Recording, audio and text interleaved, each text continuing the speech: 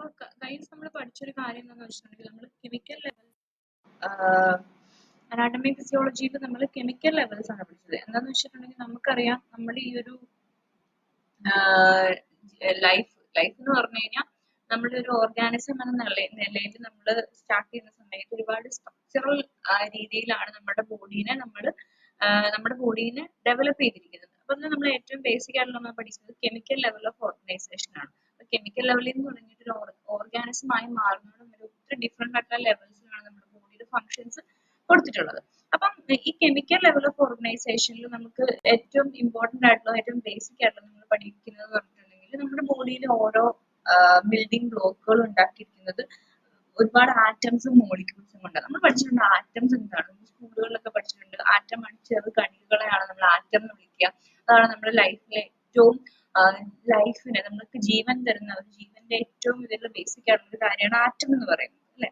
അപ്പം ഇതാണ് നമ്മൾ കെമിക്കൽ ലെവലിൽ തുടങ്ങുന്നത്. ആറ്റം എന്ന് പറഞ്ഞു കഴിഞ്ഞാൽ എന്താണ്? Atoms are the smallest unit of matter that retain the properties of an element. ഒരു എലമെന്റിന്റെ അല്ലെങ്കിൽ മൂലകത്തിന്റെ പ്രോപ്പർട്ടീസിനെ അല്ല, അതിനെ റീറ്റെയിൻ ചെയ്യുന്ന, അതിനെ നിലനിർത്തുന്ന ഏറ്റവും ചെറിയ കണികകളെയാണ് നമ്മൾ ആറ്റം എന്ന് പറയുക.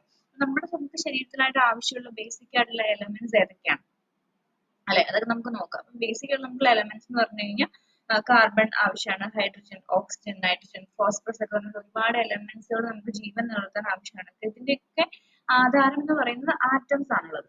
ഈ ഒരു ആറ്റത്തിൽ എന്തൊക്കെ അടങ്ങിയിട്ടുണ്ട്? ആറ്റത്തിൽ മെയിൻ ആയിട്ട് അടങ്ങിയിട്ടുള്ള ഒരു ന്യൂക്ലിയസ് ഉണ്ട്. ആ ന്യൂക്ലിയസിനകത്ത് എന്തൊക്കെ വരുന്നുണ്ടെന്ന് വെച്ചാൽ പ്രോട്ടോൺ, ഇലക്ട്രോൺ, പിന്നെ ന്യൂട്രോൺസ്, ഇങ്ങനത്തെ കാര്യങ്ങൾ വരുന്നത്. ഇപ്പൊ പ്രോട്ടോൺ എന്ന് പറഞ്ഞാൽ പോസിറ്റീവ് ചാർജ് നൽകുന്നവയാണ് നമ്മൾ പ്രോട്ടോൺ എന്ന് പറയാം. ഓക്കെ. അപ്പൊ അടുത്തത് ഇലക്ട്രോൺ, അല്ലെങ്കിൽ ഇലക്ട്രോൺ എന്ന് പറഞ്ഞു കഴിഞ്ഞാൽ എന്താണ്? ഇലക്ട്രോൺ എന്ന് പറഞ്ഞു കഴിഞ്ഞാൽ നമ്മുടെ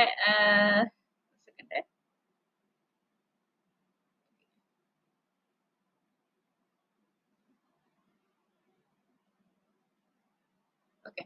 അപ്പൊ നമ്മള് ഇലക്ട്രോൺ എന്ന് പറഞ്ഞു കഴിഞ്ഞാൽ ഇലക്ട്രോൺസ് എന്ന് പറഞ്ഞു കഴിഞ്ഞാൽ നെഗറ്റീവ് ചാർജ് ഉള്ളവയാണ് നമ്മൾ ഇലക്ട്രോൺസ് പറയുന്നത്. അതെപ്പോഴും നമ്മൾ ന്യൂക്ലിയസിനെ ചുറ്റി കറങ്ങിക്കൊണ്ടിരിക്കും. ഒരു ചാർജും ഇല്ലാത്ത, പോസിറ്റീവ് ചാർജും ഇല്ലാത്ത, നെഗറ്റീവ് ചാർജും ഇല്ലാത്ത ഈ പറയുന്ന ഇതിനെയാണ് നമ്മൾ പറയുക എന്താണ്, നമ്മള് ചാർജ് ഇല്ലാത്തവയെ നമ്മൾ എന്ത് പറയും? ന്യൂട്രോൺസ് പറയും. അതായത് ന്യൂട്രൽ ചാർജ് ഉള്ളവയെ നമ്മൾ ന്യൂട്രോൺസ് എന്ന് പറയും. ഇങ്ങനെയാണ് പറയാം. അടുത്ത നമ്മൾ രണ്ടാമത് പഠിക്കാൻ പോകുന്നതാണ് മോളിക്യൂൾസ്. അപ്പൊ എന്താണ് molecules? Molecules are formed when atoms chemically bond together. ഈ ആറ്റംസ് തമ്മിൽ കെമിക്കലി കൂടിച്ചേരുമ്പോൾ നമ്മൾ അവയെ ഒരു മോളിക്യൂൾസ് ഉണ്ടാകുന്നു. അപ്പം അത് ഈ ആറ്റംസ് അല്ലെങ്കിൽ മോളിക്യൂൾസ് കൂടിച്ചേരണമെന്നുണ്ടെങ്കിൽ ഡിഫറെന്റ് ആയിട്ടുള്ള ബോണ്ടുകൾ, നമ്മൾ കെമിസ്ട്രിയിലൊക്കെ പഠിച്ചിട്ടുണ്ട്, ബോണ്ട് ഫോർമേഷൻ ഒക്കെ പഠിച്ചിട്ടുണ്ട്. ഡിഫറെന്റ് ആയിട്ടുള്ള ബോണ്ടുകളാണ് കോവലന്റ് ബോണ്ട്. നമ്മള് എന്താ പറയാ, പ്ലസ് ടുവിലും 10ലും ഒക്കെ നമ്മൾ പഠിച്ചിട്ടുള്ളതാ ഈ പറയുന്ന ബോണ്ടുകൾ.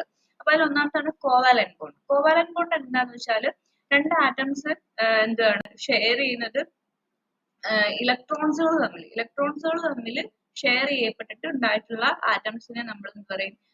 ആറ്റംസിൽ ഇലക്ട്രോണുകൾ തമ്മിൽ ഫോം ചെയ്തിട്ടുള്ളവയെ നമ്മൾ കോവലന്റ് ബോണ്ട്സ് എന്നാണ് പറയാം. അവ തമ്മിലുണ്ടാകുന്ന ബോണ്ടുകൾ. പിന്നെ അയോണിക് ബോണ്ട്, രണ്ടാമത്തെ point ionic bond. Ionic bond എന്ന് പറഞ്ഞു കഴിഞ്ഞാൽ ഒരു ആറ്റത്തിന്റെ ഇലക്ട്രോൺ ട്രാൻസ്ഫർ ചെയ്തിട്ട് എന്ത് ചെയ്യാണ്, ട്രാൻസ്ഫർ ചെയ്യപ്പെട്ടിട്ടുണ്ടാകുന്ന ബോണ്ടുകളെയാണ് നമ്മൾ അയോണിക് ബോണ്ട്സ് പറയാം. അപ്പൊ ഇത് തമ്മിൽ പോസിറ്റീവ് നെഗറ്റീവ് ചാർജ് തമ്മിൽ അട്രാക്ട് ചെയ്യപ്പെടുകയും പോസിറ്റീവും നെഗറ്റീവും ചാർജ് ഉള്ള കണികകൾ തമ്മിൽ അട്രാക്ട് ചെയ്യപ്പെടുകയും അവിടെ അയോണിക് ബോണ്ടുകൾ ഉണ്ടാകുകയും ചെയ്യും. അപ്പൊ ഇതെങ്ങനെ വരുന്ന വെച്ചാൽ ഒരു ആറ്റത്തിൽ നിന്നുള്ള ഇലക്ട്രോൺ മറ്റേതിലേക്ക് ട്രാൻസ്ഫർ ചെയ്യപ്പെട്ടിട്ടാണ് അയോണിക് ബോണ്ടുകൾ ഉണ്ടാകുക. മൂന്നാമത്താണ് ഹൈഡ്രജൻ ബോണ്ട്. ഹൈഡ്രജൻ ബോണ്ട് എന്ന് പറഞ്ഞാൽ ഒരു ഹൈഡ്രജൻ ആറ്റം ഒരു പാർഷ്യൽ ആയിട്ടുള്ള പകുതി പോസിറ്റീവ് ചാർജുള്ള ഇലക്ട്രോനെഗറ്റീവ് ആറ്റവും തമ്മിൽ എന്ത് ചെയ്യും? ഒരു വീക്ക് ബോണ്ട് ഫോം ചെയ്തിട്ടാണ് ഹൈഡ്രജൻ ബോണ്ടുകൾ ഉണ്ടാകുക. ഓക്കെ. ഇതൊക്കെ വളരെ നിങ്ങൾക്ക് മനസ്സിലാവുന്ന രീതിയിൽ മാത്രം പഠിച്ചാൽ മതി. വളരെ ഇമ്പോർട്ടന്റ് ആയിട്ടുള്ള കാര്യമില്ല. പക്ഷെ നമ്മൾ അടുത്ത ലെവലിലേക്ക് പോകുന്തോറും നമുക്ക് ഇത് എന്ത് ചെയ്യണം? നമുക്ക് മനസ്സിലാവണം. അതുകൊണ്ടാണ് നമ്മൾ പഠിക്കുന്നത്. ഓക്കെ. അടുത്താണ് എക്സാമ്പിൾസ് ഓഫ് ഇമ്പോർട്ടന്റ് ആയിട്ടുള്ള മോളിക്യൂൾസ് നമ്മുടെ ബോഡിയിൽ ഉണ്ടാകുന്ന ഇമ്പോർട്ടന്റ് ആയിട്ടുള്ള മോളിക്യൂൾസിന് എക്സാമ്പിൾ ആണ്. ഒന്നാമത്തെ എന്താണ്? മെയിൻ ആയിട്ട് വാട്ടർ എന്ന് പറഞ്ഞു കഴിഞ്ഞാൽ H2O ആണ്. അതിനകത്ത് നമ്മുടെ ശരീരത്തിലെ ഹൈഡ്രേഷൻ, നമുക്ക് ശരീരത്തിൽ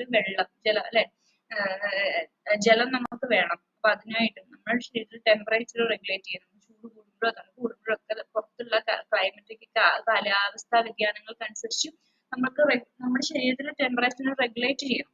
അതിനും പിന്നെ പറഞ്ഞ നമ്മുടെ ശരീരത്തിൽ ഓരോ ബയോകെമിക്കൽ റിയാക്ഷനുകൾ നടക്കണം. അതിനൊക്കെ ആവശ്യമാണ് വെള്ളം. അപ്പൊ അതൊരു എന്താണ് മോളിക്യൂളാണ്, മോളിക്യൂളിന് എക്സാമ്പിൾ ആണ്. ഓക്കെ, അപ്പൊ ഇതാണ് ഇമ്പോർട്ടന്റ് ആയിട്ടുള്ള നമ്മുടെ ശരീരം. പിന്നെ അത് കൂടാതെ നമ്മുടെ ശരീരത്തിൽ ഉള്ളത് പ്രോട്ടീൻസ് നമുക്ക് വേണം അല്ലെ. പ്രോട്ടീൻസ് എന്ന് പറഞ്ഞു കഴിഞ്ഞാൽ ഒരുപാട് അമിനോ ആസിഡുകൾ കൂടി ചേർന്നിട്ടാണ് പ്രോട്ടീനുകൾ ഉണ്ടാകുന്നത്. അപ്പം അമിനോ ആസിഡുകൾ എന്ന് പറഞ്ഞാൽ അതാണ് പ്രോട്ടീനിന്റെ ഏറ്റവും ബേസിക് ആയിട്ടുള്ള ഫോം. അപ്പൊ ഈ അമിനോ ആസിഡുകൾ സ്ട്രക്ചറലും എൻസൈമാറ്റിക്കും അതിന്റെ ഉള്ളിലുള്ള റെഗുലേറ്ററി ഫങ്ഷൻസ് ഒക്കെ ചെയ്യണമെന്നുണ്ടെങ്കിൽ ഈ പറയുന്ന ബോണ്ടുകളുടെ ആവശ്യമാണ്. അപ്പൊ ഈ അമിനോ ആസിഡുകളെല്ലാം തമ്മിൽ കൂടി ചേർന്നാണ് പ്രോട്ടീൻ ഉണ്ടാവുക. അടുത്തത് നമുക്ക് മോളിക്യൂളിന് എക്സാമ്പിൾ ആണ് കാർബോഹൈഡ്രേറ്റ്. കാർബോഹൈഡ്രേറ്റ് എന്ന് പറഞ്ഞാൽ നമ്മൾ അരിയാഹാരങ്ങളിൽ നിന്നൊക്കെ നമ്മൾ കഴിക്കുന്ന ഷുഗറിൽ നിന്ന്, സ്റ്റാർച്ചിൽ നിന്ന്, അരിയാഹാരങ്ങൾ മെയിൻ ആയിട്ടുള്ളത് ഗോതമ്പ്, അരി, ഇതൊക്കെ പോലുള്ള അരിയാഹാരങ്ങളിൽ നമുക്ക് മെയിൻ ആയിട്ട് കിട്ടുന്നവയാണ് കാർബോഹൈഡ്രേറ്റുകൾ. അപ്പൊ നമുക്ക് എനർജിയും നമുക്ക് നമ്മുടെ സ്ട്രക്ചറൽ സപ്പോർട്ടും തരികയും ചെയ്യും, നമുക്ക് ചെയ്യാം. അപ്പൊ ഇതിന് നമുക്ക് എന്താ ആവശ്യമുണ്ട്? മോളിക്യൂളുകളുടെ ആവശ്യമുണ്ട്. ഇതൊരു മോളിക്യൂളാണ് നമ്മുടെ ശരീരത്തിലുള്ള. അടുത്താണ് ലിപ്പിഡുകൾ. ലിപ്പിഡുകൾ എന്നുള്ള ഫാറ്റ്, കൊഴുപ്പ്. നമ്മുടെ ശരീരത്തിലെ കൊഴുപ്പുകളും ഓയിലും നമുക്ക് എനർജി സ്റ്റോർ ചെയ്ത് വെക്കാനും നമ്മുടെ ശരീരത്തിനെ പ്രൊട്ടക്ട് ചെയ്യാനും. നമുക്ക് ശരീരത്തിലൊക്കെ പല ഭാഗങ്ങൾ കൊഴുപ്പുള്ളത് കൊണ്ടാണ് നമുക്ക് ഇടി കിട്ടുമ്പോഴോ അല്ലെങ്കിൽ പറയുന്ന പോലെ ഹിറ്റോ ഈ പറഞ്ഞ പോലെ എന്തെങ്കിലും ആഘാതങ്ങളൊക്കെ പുറത്തുനിന്ന് വരുന്ന സമയത്ത് അവയൊക്കെ അതൊന്നും ഉണ്ടാവാതെ നമ്മളെ പ്രൊട്ടക്ട് ചെയ്യാൻ വേണ്ടിയിട്ടാണ് ഫാറ്റ് നമുക്ക് ആവശ്യമുള്ളത്. അപ്പൊ അതിനെ ഇൻസുലേറ്റ് ചെയ്യാൻ, നമ്മളെ ഇൻസുലേറ്റ് ചെയ്യാൻ പൊതിഞ്ഞ് സംരക്ഷിക്കാനുള്ള ഒരു ആവരണമായിട്ടാണ് ഈ പറയുന്ന കൊഴുപ്പ് വരിക. അതുപോലെ നമ്മുടെ സെല്ലിലെ മെമ്പറൈൻസിന്റെ കമ്പോണന്റുകൾ ഉണ്ടാക്കായിട്ടുള്ളത് എന്തുകൊണ്ടാണ്? ലിപ്പിഡ് ചോദിച്ചിട്ടാണ്. ഇവയൊക്കെയാണ് മെയിൻ ആയിട്ടുള്ള മോളിക്യൂളുകൾ. ഓക്കെ, അടുത്തത് ന്യൂക്ലിക് ആസിഡ്. ന്യൂക്ലിക് ആസിഡ് എന്ന് പറഞ്ഞാൽ DNA-യിൽ RNA-യിൽ ഉള്ളവയാണ് nucleic acid. Which encodes genetic information and play crucial Rolls in protein synthesis and cellular function.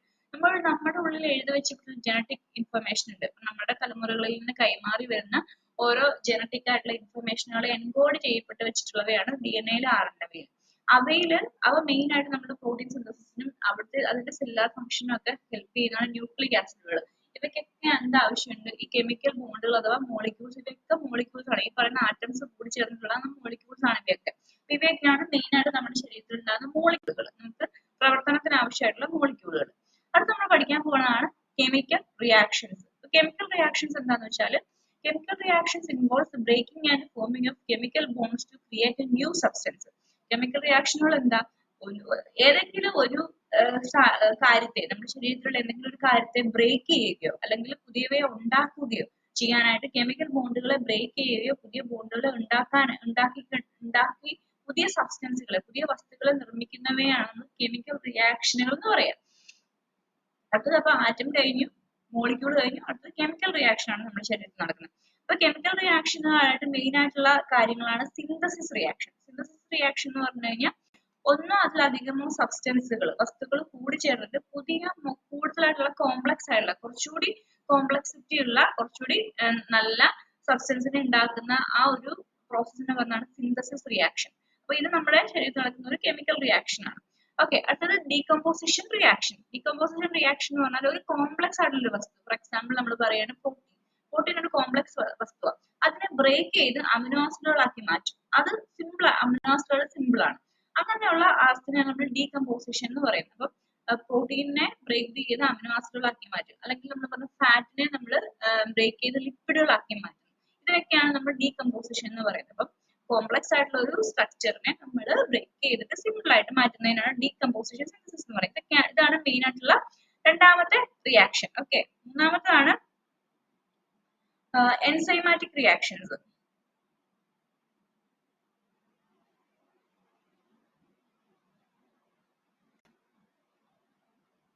Enzymes എന്ന് പറഞ്ഞാൽ നമ്മുടെ ശരീരത്തിലെ ബയോളജിക്കൽ കാറ്റലിസ്റ്റുകളാണ്.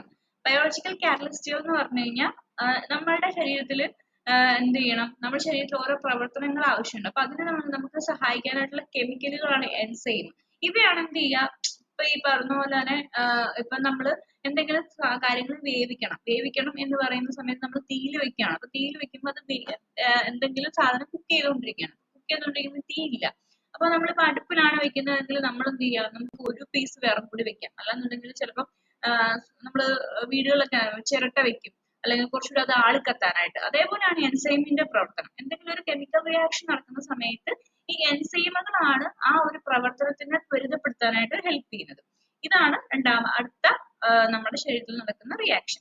അടുത്താണ് metabolism refers to a chemical reaction. Metabolism നമ്മുടെ ശരീരത്തിൽ മെറ്റബോളിസം ഉപചാപയ പ്രവർത്തനങ്ങൾ നടക്കുന്നുണ്ട്, മെറ്റബോളിസം നടക്കുന്നുണ്ട്.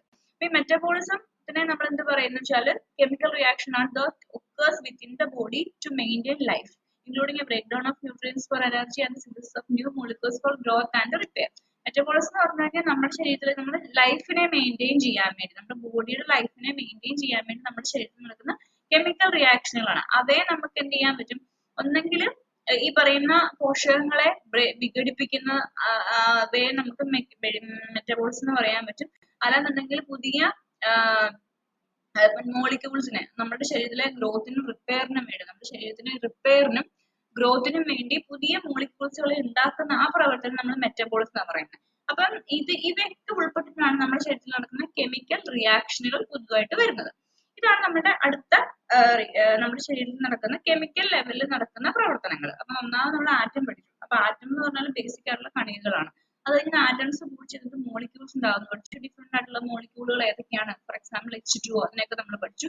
പിന്നെ നമ്മൾ കെമിക്കൽ റിയാക്ഷനുകൾ പഠിച്ചു, നമ്മുടെ ശരീരത്തിലുള്ള സിന്തസിസ് റിയാക്ഷൻ, പിന്നെ ഡീകമ്പോസിഷൻ റിയാക്ഷനുകൾ, മെറ്റബോളിക് റിയാക്ഷനുകൾ, എൻസൈംസിന്റെ പ്രവർത്തനം, ഇങ്ങനെയൊക്കെയുള്ള കാര്യങ്ങളൊക്കെ നമ്മൾ പഠിച്ചു. അടുത്ത് നമ്മൾ പഠിക്കാൻ പോകുന്നതാണ് pH ബാലൻസ്. pH ബാലൻസ് എന്ന് പറഞ്ഞാൽ നമ്മുടെ ശരീരത്തിന് pH മെയിൻറ്റെയിൻ ചെയ്യാണ്. pH is a measure of the acidity or alkalinity of a solution determined by the concentration of hydrogen ions present. അതായത് ഒരു സൊല്യൂഷൻ അസിഡിക് ആണോ, ആസിഡിന്റെ നേച്ചർ ഉള്ളതാണോ, ആൽക്കലിയുടെ നേച്ചർ ഉള്ളതാണോ, അതായത് ബേസ് ആണോ എന്ന് ഇവയെ നമ്മൾ എന്ത് ചെയ്യണം മനസ്സിലാകാൻ വേണ്ടി നമുക്ക് മനസ്സിലാകുന്ന എങ്ങനെയാണെന്ന് വെച്ചാൽ നമ്മൾ ആ ഒരു ലിക്വിഡിൽ അടിക്കുന്നത് അല്ലെങ്കിൽ ആ സൊല്യൂഷൻ അടിക്കുന്ന ഹൈഡ്രജൻ അയോൺസിന്റെ പ്രസൻസിനെ ബേസ് ചെയ്തിട്ടാണ് നമ്മൾ മനസ്സിലാക്കുന്നത്. ഓക്കെ, അപ്പം ഈ ഹൈഡ്രജൻ അയോൺസിന്റെ പ്രസൻസ് അനുസരിച്ച് ഒരു ഫ്ലൂയിഡ് ആസിഡ് ആണോ അല്ല ആൽക്കലി ആണെന്ന് പറയാൻ പറ്റും. ഇതിനാണ് നമ്മൾ pH എന്ന് പറയാം. pH. അപ്പൊ ഈ ഒരു നമ്മുടെ ശരീരത്തിൽ pH മെയിൻറ്റെയിൻ ചെയ്യുക വളരെ അത്യാവശ്യമാണ്. The body maintains A tightly regulated pH balance to ensure optimal function of enzymes and biochemical process. നമ്മുടെ ശരീരത്തിൽ pH മെയിൻറ്റെയിൻ ചെയ്യുന്നത് വളരെ അത്യാവശ്യമാണ്. എന്താണെന്ന് വെച്ചാൽ നമ്മുടെ ഓരോ എൻസൈംസ്, നമ്മുടെ ശരീരത്തിൽ പ്രൊഡ്യൂസ് ചെയ്യപ്പെടുന്ന ഓരോ എൻസൈമുകളും അതുകൂടാതെ ഓരോ ബയോകെമിക്കൽ റിയാക്ഷനുകളും കൃത്യമായ രീതിയിലും അതിന്റെ മാക്സിമം എഫക്റ്റീവ്നെസ്സോടെ നടക്കാൻ വേണ്ടിയിട്ട് നമ്മുടെ ശരീരം എത്രയും വളരെ ശക്തമായിട്ടുള്ള സൂക്ഷ്മമായിട്ട് നമ്മുടെ ബോഡിയുടെ pH എപ്പോഴും മെയിൻറ്റെയിൻ ചെയ്യാനുള്ളത്. അപ്പം അടുത്ത് നമ്മൾ പറയുമ്പോഴാണ് ബഫർ. ബഫർ എന്താണെന്ന് വെച്ചാൽ ബൈകാർബണേറ്റ്, ബ്ലഡിൽ ഉണ്ടാകുന്ന ബൈകാർബണേറ്റുകളാണ് നമ്മുടെ ബഫർ എന്ന് പറയുന്നത്. ഇവ എന്താണെന്ന് വെച്ചാൽ നമ്മുടെ pH-നെ സ്റ്റെബിലൈസ് ചെയ്യാൻ വേണ്ടി ഹെൽപ്പ് ചെയ്യും. സ്റ്റെബിലൈസ് ചെയ്യാന്ന് പറഞ്ഞാൽ മെയിൻറ്റെയിൻ ചെയ്യുക, അതിനെ നോർമൽ ആക്കി നിർത്താൻ വേണ്ടി ഹെൽപ്പ് ചെയ്യും. അപ്പൊ ഈ ബഫറുകൾ എന്ന് പറഞ്ഞു കഴിഞ്ഞാൽ ഒന്നെങ്കിൽ ഞാൻ നേരത്തെ പറഞ്ഞു ഒരു സൊല്യൂഷന്റെ അത് ആസിഡ് ആണോ നേച്ചർ ആണോ എന്ന് നിശ്ചയിക്കുന്നത് ആ ഒരു സൊല്യൂഷനിലുള്ള, നമ്മൾ ഫോർ എക്സാമ്പിൾ നമുക്ക് ശരീരത്തിൽ സൊല്യൂഷൻ ആയിട്ട് എടുക്കുകയാണെങ്കിൽ ബ്ലഡിനെ എടുക്കാം. ബ്ലഡിലെ ഹൈഡ്രജൻ അയോണുകളാണ് ഇതിനായിട്ട് നമ്മളെ ഹെൽപ്പ് ചെയ്യുക. ഈ പറയുന്ന ഹൈഡ്രജൻ അയോണാണ് ആസിഡ് ആണോ ബേസ് ആണോ ആ സൊല്യൂഷൻ തീരുമാനിക്കാം. അപ്പൊ ഈ ബഫർ സിസ്റ്റം എന്താ ചെയ്യുന്നത് വെച്ചാൽ ബഫറുകൾ ഈ pH-നെ നമ്മുടെ ശരീരത്തിലെ pH-നെ മെയിൻറ്റെയിൻ ചെയ്യാൻ, നമ്മുടെ ബ്ലഡിലെ pH-നെ മെയിൻറ്റെയിൻ ചെയ്യാൻ ആസിഡുകളിൽ നിന്നോ ആൽക്കലിയിൽ നിന്നോ ഹൈഡ്രജനെ എന്ത് ചെയ്യും? ഡൊണേറ്റ് ചെയ്യുകയോ റിസീവ് ചെയ്യുകയോ ചെയ്തിട്ട് ആ ഒരു സൊല്യൂഷന്റെ അസിഡിറ്റി അല്ലെങ്കിൽ ആൽക്കലിനിറ്റി മെയിൻറ്റെയിൻ ചെയ്യും.